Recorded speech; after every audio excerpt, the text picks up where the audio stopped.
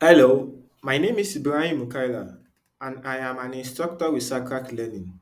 In this video, I'll be showing you how to calculate your last refresh date for your report. We all know reports are being built to aid in decision making, and one key important in making decision is to be able to know what kind of data you are using to make the decision. Is it real-time data? Was it the data for yesterday? Or is it even the data for last week? So because of that, it's important to be able to put your last refresh date inside your report so that whoever that is consuming that report will be able to know what data is actually he or she is actually using to make that decision. So in this video, we'll be looking at how to do our last refresh date. So how do we do this? So the first thing we need to do is to go to transform data, which is going to open up the Power Query for us. And from there, we can create a table that contain our last refresh date. So we have our Power Query here. So we go to New Source and we open up Blank Query. Once that opens up, we go to the Advanced Editor and we open it up. So I'm going to take away whatever is there and I'm going to paste in a new code there.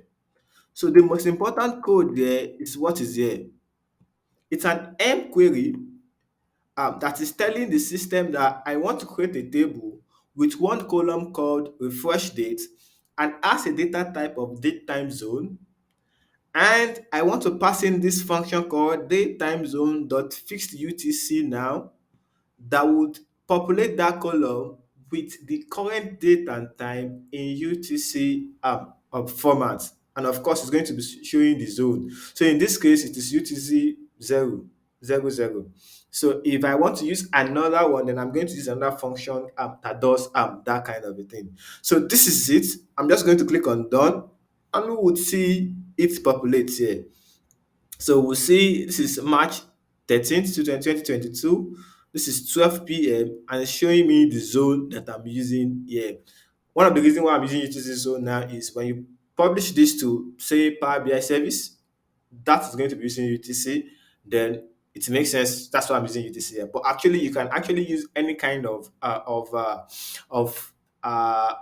zone that you want. So all you need to do is to make sure that this function that you're using is giving out the exact zone that you want to do. So we have this thing here that is giving us our refresh date. So I can rename my table and call it things around refreshed date, or let's just say last refresh date. And just to test that out, if I refresh this my preview, you see this thing keeps changing. Now we are at 12:01:14.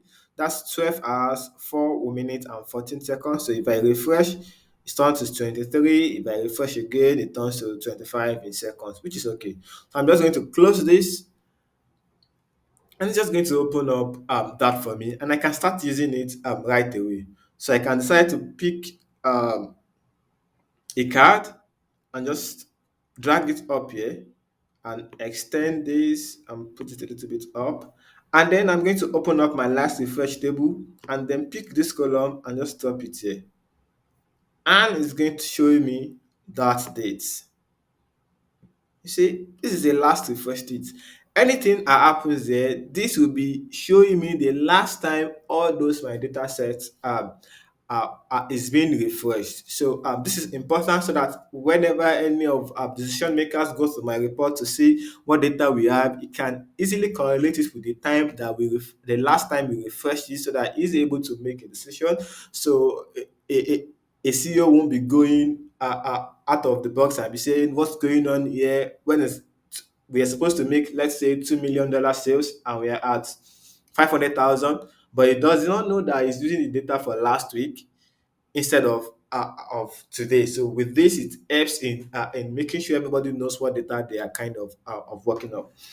Thank you for watching, and if you would like to learn more on analytics with Power BI and other data science courses, kindly log on to www.zacraclearning.com.